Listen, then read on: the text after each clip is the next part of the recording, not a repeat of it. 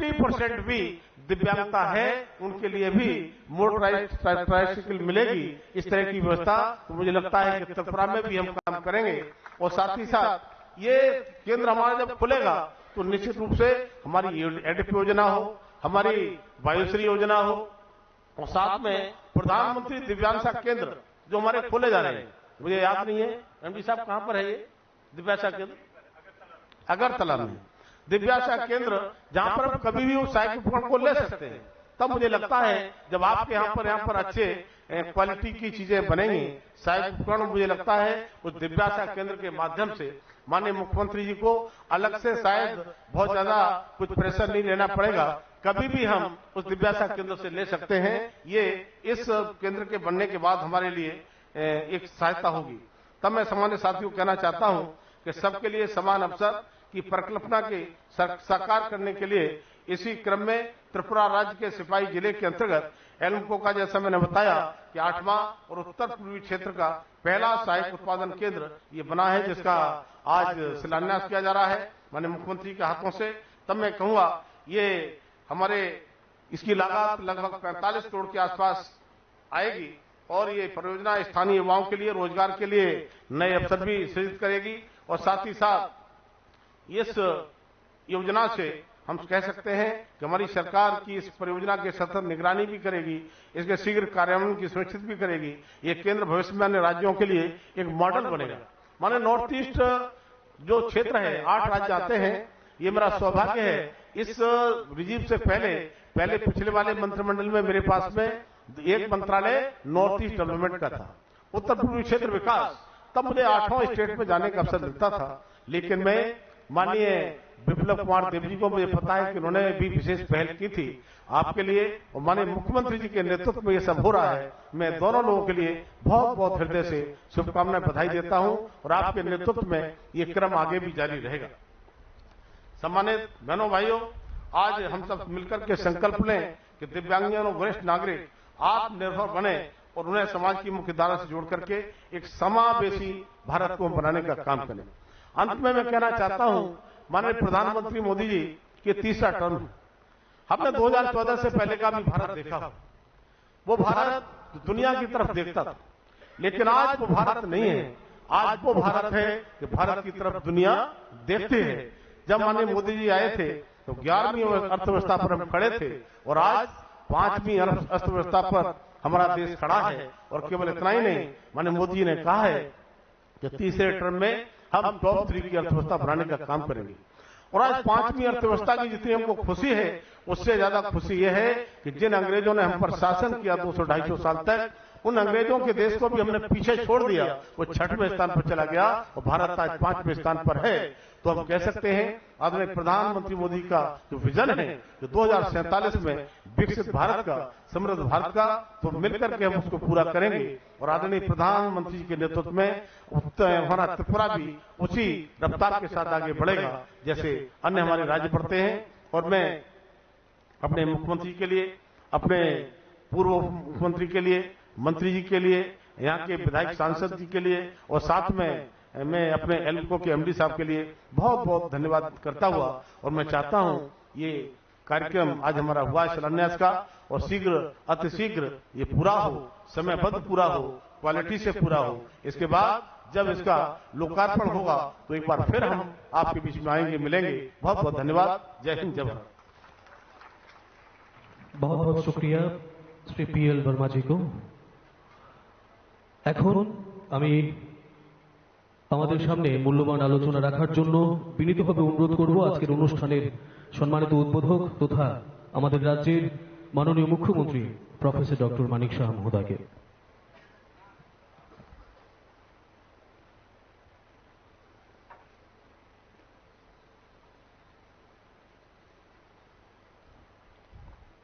সবাইকে নমস্কার, শুভ সকাল। আজকে পূর্ব লক্ষ্মীবিল সিপাহীজলায় যে এলএমকোর অক্সিলারি প্রোডাকশন সেন্টারে যে ভূমি পূজন ও ভিত্তি প্রস্তর স্থাপন অনুষ্ঠান একটু আগে আমরা সবাই করলাম, সেই উপলক্ষে আমাদের মাঝে উপস্থিত আছেন honourable union minister of state Ministry of Social Justice and Empowerment, Consumer Affairs, Food and Public Distribution, Government of India, আদরণীয় শ্রী BL বর্মাজি, আমাদের মাঝে উপস্থিত আছেন আমাদের প্রাক্তন আমার পূর্ব মুখ্যমন্ত্রী এবং আমাদের ত্রিপুরা যে পশ্চিম আসনের মাননীয় সাংসদ শ্রী বিপ্লব কুমার দেব মহোদয়, আমাদের মাঝে উপস্থিত আছেন শ্রী টিঙ্কু রায় মহোদয়, অনারেবল মিনিস্টার ত্রিপুরা সরকারের সোশ্যাল ওয়েলফেয়ার অ্যান্ড সোশ্যাল এডুকেশনের, আমাদের মাঝে উপস্থিত আছেন এই বিশালগড় এলাকার মাননীয় বিধায়ক শ্রী সুশান্ত দেব মহোদয় এবং এই জেলার সভাধিপতি শ্রীমতী সুপ্রিয়া দাস দত্ত মহোদয়া। তাছাড়া এখানে উপস্থিত আছেন আমাদের ডক্টর সিদ্ধার্থ শিব জয়সওয়াল, এই ডিএম সিপাহীজলা, শ্রী প্রবীণ কুমার সিএমও এলএমকোর, এবং উনি ওনার স্বাগত ভাষণে আমাদের উদ্দেশ্যে এবং এই ডিপার্টমেন্টের বিষয়ে আমাদের সামনে কথা উনি বলেছেন। শ্রী নমিত পাঠক আমাদের মাঝে ইনচার্জ এসপি সিপাহীজলা, তাছাড়া Shri Tapan Kumar Das, director social welfare and social education, officials of LMCO, government of Tripura, এখানে বিশিষ্ট জনেরা উপস্থিত আছেন এবং এই এলাকার লক্ষ্মীবিলের থেকে এবং আর আশেপাশের যারা এখানে উপস্থিত আছেন, সম্মানিত অতিথিবৃন্দ এবং আমার প্রিয় সাংবাদিক বন্ধুরা, সবাইকে আমি হার্দিক অভিনন্দন ও শুভেচ্ছা জানাচ্ছি। আমরা একটু আগে আমাদের যে পূর্ববর্তী বক্তা তাদের থেকে আমরা সব শুনলাম এবং সত্যি আজকে একটা আনন্দের দিন আমি বলবো। বিশেষ করে মাননীয় প্রধানমন্ত্রীজিকে আমি ধন্যবাদ দিতে চাই এই কারণে যে উনি যেভাবে বলেন এবং তাই করেন। আমরা এই যে নর্থ ইস্ট জোনকে কিভাবে ডেভেলপ করা যায় অ্যাক্ট ইস্ট পলিসির মাধ্যমে আমরা দেখি। উনি যখন আমাদের এখানে 2018 আগে এসেছিলেন তখন উনি বলেছিলেন আমাদেরকে হীরা মডেল দেবেন, আর সেই হীরা মডেলের কারণে আমাদের এখানে ন্যাশনাল হাইওয়ে হয়েছে, ইন্টারনেট হয়েছে, রেলওয়ে হয়েছে, এয়ারওয়ে হয়েছে, প্লাস এখন আমাদের একটার পর একটা উনি যা বলছেন এয়ারওয়েজ থেকে শুরু করে সব একটার পর একটা আমাদের দিচ্ছেন। সত্যি আজকে আমরা আনন্দিত যে এখানে যে এলএমকো অক্সিলারি প্রোডাকশন সেন্টার এখানে হচ্ছে, প্রায় 5 একর জমির মধ্যে এই যে সেন্টার এখানে তৈরি হবে। যখন এই বিষয়ে আমাদের গোচরে নিয়ে আসলো, আমরা সাথে সাথে আমাদের স্টেট গভর্নমেন্টের তরফ থেকে জায়গা অধিগ্রহণ থেকে শুরু করে সবকিছু কিন্তু আমরা করেছি, অতি অল্প সময়ের মধ্যে আমরা সেটা করেছি। মাননীয় প্রধানমন্ত্রীজি বারবার বলেন যতক্ষণ ধরে নর্থ ইস্ট ডেভেলপ না করবে আমাদের ভারত ডেভেলপ করবে না, এবং সেই দিশায় উনি আগে আমাদের 7টা প্রদেশ ছিল নর্থ ইস্টে, এখন সিকিমকে সাথে নিয়ে এখন 8টা হয়েছে। উনি বলছেন কি অষ্টলক্ষ্মী, এখানে আজকে উনি একদিকে অষ্টলক্ষ্মীর বলছেন আর এখানে লক্ষ্মী বিলেও আমাদের মাননীয় প্রাক্তন মুখ্যমন্ত্রীও বলেছেন যে লক্ষ্মী বিলের জন্য লক্ষ্মী এখানে এসছে।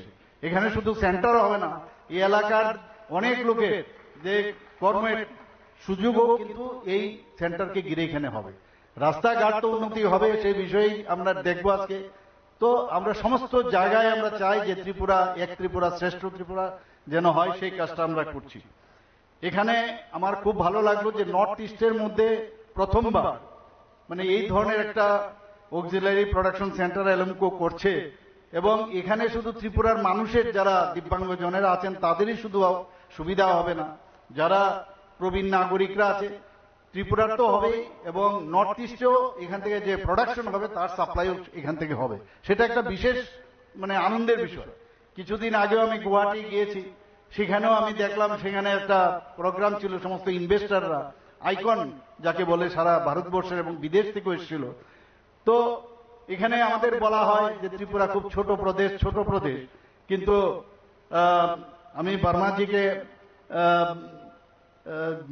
कहना चाहता हूं, कुछ दिन पहले हमारे यहाँ हमारे यशस्वी गृह मंत्री जी आए थे, उन्होंने कहा अगर 8 प्रदेश हम लोग ले ले तब जो उत्तर प्रदेश इतना बड़ा प्रदेश है उसका 2 गुना नॉर्थ ईस्टर्न रीजन है भाई साहब। तो उस हिसाब से আমাদের এখানে এটা ছোট হলেও আমরা কিন্তু চেষ্টা করি ট্রান্সপারেন্সির মাধ্যমে। মাননীয় প্রধানমন্ত্রীজি বারবার বলেন যে যতক্ষণ ধরে ট্রান্সপারেন্সি না থাকবে সরকার চালাতে গিয়ে মানুষের আস্থা কিন্তু আমরা অর্জন করতে পারবো না। আমরা সব ক্ষেত্রেই আমরা ট্রান্সপারেন্সির মাধ্যমে, চাকরি হোক, যে কোনো জায়গায় পোস্টিং হোক, এভরিথিং আমরা ট্রান্সপারেন্সির মাধ্যমে স্বচ্ছতার সাথে আমরা কাজ করি। গতকালও আমি একটা প্রোগ্রামে গিয়েছিলাম, আমাদের মাননীয় ইউনিয়ন মিনিস্টার স্টেট উনি বলছিলেন যে ত্রিপুরাতে মহিলাদের সংখ্যা এত বেশি দেখছেন, সেখানেও একটা এসএইচজি গ্রুপে আমারই কেন্দ্রে একটা জায়গায় খালি একটা ওয়ার্ডে 39 নম্বর ওয়ার্ডে সেখানে মহিলাদের যে সমাগম আমি দেখলাম। আমাদের এখানে एसएचजी ग्रुप पहले 2017 में भाई साहब खाली वहां पर 4000 ग्रुप था, अभी हम लोग के यहाँ 56,000 ग्रुप त्रिपुरा में हो गया और करीब करीब 4.5 लाख लोग माने महिला उसमें इन्वॉल्व है। तो इस हिसाब से 700 करोड़ हम लोग अभी इनके लिए गवर्नमेंट और बैंक के तरफ से इनको हम लोग पैसा भी दे रहे हैं। तो इसलिए हम लोग यहाँ त्रिपुरा में महिला को जिस तरह उनका इकोनॉमिकल और उनका मान सम्मान, उनको सेल्फ रिलायंस हो, उस हिसाब से हम लोग कर रहे हैं। माननीय प्रधानमंत्री जी এভাবে বলছেন যে প্রতিটা ব্যক্তিকে আমাদের সবকা সাথ সবকা বিকাশ এবং তার যে প্রয়াস সেটা কিন্তু আমরা দেখতে পাই। যাদের 18টা গ্রুপ সম্পর্কে আমরা যারা কোনোদিন আমরা চিন্তা করিনি তাদের জন্য 13,000 কোটি টাকার মাননীয় প্রধানমন্ত্রী জি আপনারা জানেন একটা প্রকল্প নিয়ে এসেছে।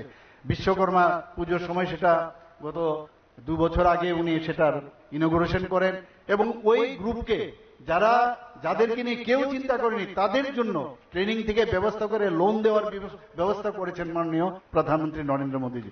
আমরা এরকম একজন গার্জিয়ানের আমাদের কাছে রয়েছে যে যা বলেন মোদি হ্যাঁ তো মুমকিন হ্যাঁ, এই যে কথা শুধু কথার নয় এবং এই যে আস্থা একটার পর একটা আপনারা দেখুন। এবার দিল্লির রেজাল্ট আপনারা দেখুন কিরকম রেজাল্ট। আমরা 70টা সিটের মধ্যে আমরা ভারতীয় জনতা পার্টির 48টা সিট পেয়েছে, ভাবা যায় কোনদিন? এর আগেও আপনি 3টা আমাদের যে প্রদেশ ছিল সেখানেও আমাদের বিজয় হাসিল হয়েছে একটার পর একটা।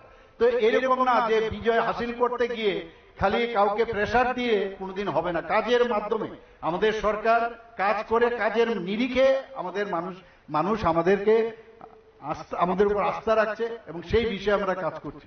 এবং ত্রিপুরার কথা যদি আমরা বলি, আমাদের এখানে ল অ্যান্ড অর্ডার সিচুয়েশন, আমি সব জায়গায় বারবার এই কথাটা বলি যে 28টা রাজ্যের মধ্যে ত্রিপুরার নিচের দিক থেকে আমাদের 3 নম্বর পজিশন আমাদের আছে। তো ল অ্যান্ড অর্ডার সিচুয়েশন যে রাজ্যের ভালো থাকবে, শান্তি যদি না থাকে মানুষ আসবে না। এখন ইনভেস্টর আসছে বাইরের থেকে, কিছুদিন আগেও আমাদের ইনভেস্টর সামিট এখানে হয়েছে। 27 জন ইনভেস্টর যারা ইন্ডাস্ট্রিজ আছে, তারা ইন্ডাস্ট্রিয়ালিস্ট আছে, তারা আমাদের মৌ করেছেন। তাতে করে 370 কোটি টাকা তারা এই কিছুদিন আগে আমাদের সাথে মৌ করেছেন। তো একটার পর একটা আমরা দেখছি। আমি যেটা বলছিলাম, গুয়াহাটিতে আমি যখন গেলাম এত বড় বড় আইকন, তো আমাদের মনে হয় যে আমাদের এখানেও কেন আসবে না। আমাদের সাথেও সেখানে আমি যখন ছিলাম অনেকে আম্বানিজির সাথে, আদানিজির সাথে এবং আমাদের টাটা গ্রুপের যিনি চেয়ারম্যান ওনার সাথে আমি কথা বলেছি। কারণ একটা কম্পিটিটিভ এটা যদি মানে চেষ্টা থাকে যে আমার প্রদেশও কেন ভালো হবে না, ওনারাও বলেছেন ত্রিপুরাতে আসবেন এবং আসার পরে আমাদের এখানে এই ধরনের যদি ওরা নিবেশ করে তাহলে এখানে অনেক জিনিস হবে। বন্ধুগণ, আজকে অত্যন্ত খুশির বিষয় যে এই ধরনের অক্সিলারি প্রোডাকশন সেন্টার এখানে হয়েছে এবং এতে করে আগামী দিনে আমরা আরো কিছু এই ধরনের সেন্টার ত্রিপুরাতে আমরা করতে পারি কিনা, তার জন্য আমরা বারবার দিল্লি যখনই আমি যাই আমি মাননীয় ইউনিয়ন মিনিস্টারদের সাথে দেখা করি যে কত বেশি কি আনা যায়। আপনি হেলথের কথাই বলুন, স্পোর্টসের বিষয়ে বলুন, এডুকেশনের বিষয়ে বলুন, সব বিষয়ে আমরা এখানে এই চেষ্টা আমরা করছি। ভারত সরকার department of empowerment of persons with disabilities, দিব্যাঙ্গদের যে নির্দেশিকা অনুসারে রাজ্য সরকার বিভিন্ন আমাদের মাননীয় মন্ত্রী বাহাদুর বলেছেন কি কি ব্যবস্থা আমরা করছি। এখানে প্যারা গেমস এখানে আমাদের ত্রিপুরা কিছুদিন আগে করেছে এবং প্যারা গেমস আমরা দেখেছি যে দিব্যাঙ্গদেরকেও যদি প্রপার তাদেরকে প্রোৎসাহিত করা যায় তাদেরও কিন্তু কম নয়। ওনারাও আমাদের সাথে আছেন, ওনাদেরকে আলাদা করে দেখার কোনো সুযোগ নেই। আমাদের 8টা জেলার থেকেই এই প্যারা গেমস এর মধ্যে সবাই এসেছিল, দিব্যাঙ্গজনেরা পার্টিসিপেশন করেছেন। Rights of person with disabilities act 2016তে এখানে ক্লিয়ার কাট লেখা আছে যে দিব্যাঙ্গজনদের জন্য খেলার ব্যবস্থা করতে হবে। এবং সেই কারণে এই প্যারা গেমস আমরা খেলো ত্রিপুরা প্যারা গেম আমাদের 2024-এ সেটা আমাদের মাননীয় মন্ত্রী বাহাদুর বলেছেন যে সেই ব্যবস্থাটা আমরা করেছি।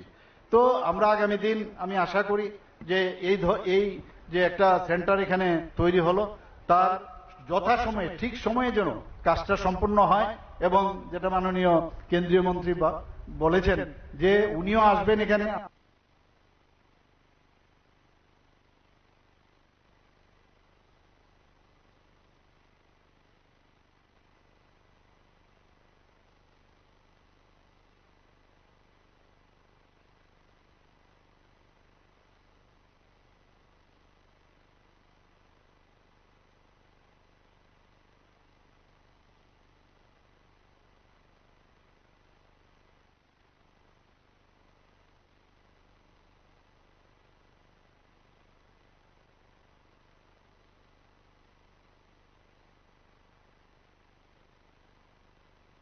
What we're going to feel. I'm not telling you. Because I'm you're in no answering on this position to question. dictate that. That's Remember exactly what this. I'm not You're dictating. in no position